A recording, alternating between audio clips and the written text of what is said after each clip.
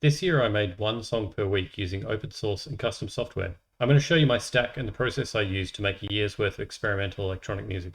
Weekly Beats is an online forum with a simple premise. Everybody makes one song per week before Sunday and submits it. I took part in Weekly Beats this year to keep myself motivated and focused, and it worked well. If you want a list of the music I made, go to weeklybeats.com/chr15m. Like most people, I'm busy and have responsibilities.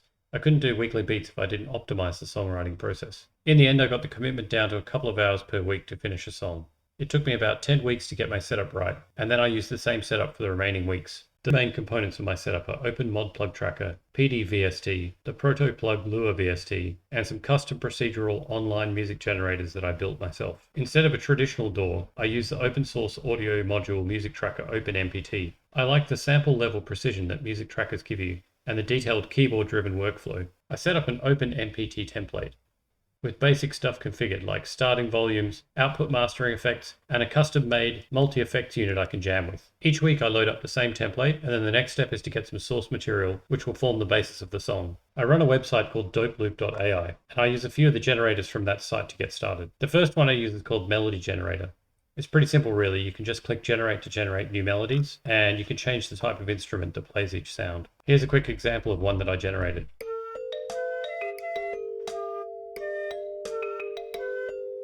Once I've found a melody I like, I click export and export as a MIDI file.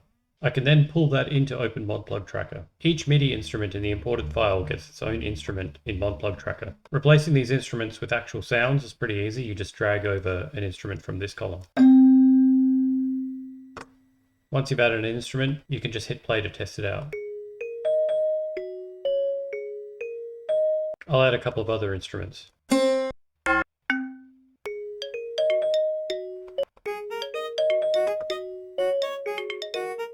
Note that the online apps at dopeloop.ai don't actually use AI in the modern sense of the word. They're not trained on anybody's music. Instead, they use handcrafted algorithms to generate melodies and beats. So the output has no copyright and is royalty-free. Now that I've laid down some source material from the melody generator, I usually go to dopeloop.ai/beatmaker and generate a beat. You can change all the usual things here like BPMs and samples. Choosing samples is as simple as clicking generate to hear a new sound. And then you can hit play to hear what it sounds like. You can also generate samples while it's playing. BeatMaker has an export mode where you can export directly to an impulse tracker file, which imports into most trackers like Renoise, Polyend, and OpenMod Tracker. So back in OpenMPT, I can simply append that module. Let's give it a listen. Usually at this point I'll do some rearranging, get rid of empty channels, and bring everything onto the same sequence here, because each import goes onto its own sequence. Another generator I used from dopeloop.ai is ZZFX Loop. This is just a simple experiment that I built to make some weird sounds. Once again, it exports to Impulse Tracker, and you can import it in the same way with Append module. Finally, if I'm looking to add some breakbeats to the song, there's this breakbeat generating algorithm I wrote a while back. It's not really public, but I quite often use it. And it'll produce a breakbeat sample for you. It chops these up and resequences them for you to make something interesting. Once again, that's exported as an Impulse Tracker module that you can pull into OpenMod Tracker. So once I've got a bunch of source materials and I've sequenced them all together, usually what I do is play with those sounds live. So that's as simple as hitting play in OpenMPT and then messing around with turning on and off different channels.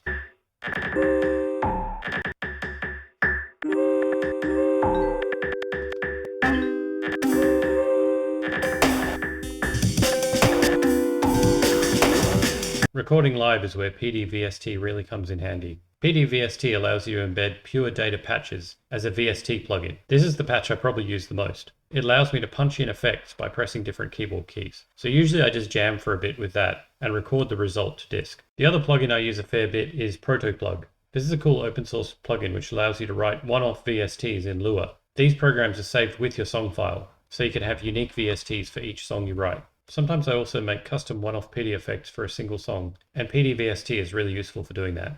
And the final step in the process is to use Audacity. We hit record to capture the live output as we play with the track, and then play live as it records.